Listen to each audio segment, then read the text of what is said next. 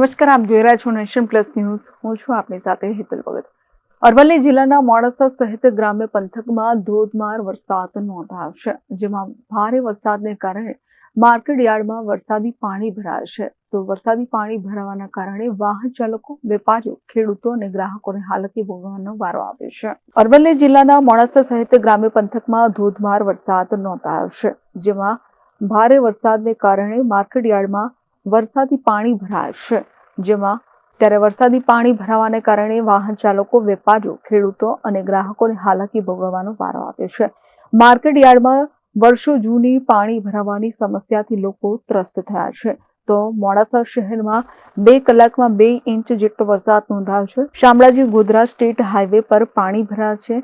AIIMS અને unity hospital આગળ પણ પાણી ભરાયા છે. હાઈવે પર પાણી ભરાતા વાહન ચાલકોને મુશ્કેલી થઈ રહી છે. તો મોડાસા મુખ્ય 4 રસ્તા પર વરસાદી પાણી ભરાયા છે. ઢેંચણસમાં પાણી ભરાતા રાહદારીઓ અને વાહન ચાલકો હાલાકી વેઠી રહ્યા છે. વરસાદી પાણીથી ભૂગર્ભ ગટર લાઇન પણ ઉભરાઈ ગઈ છે.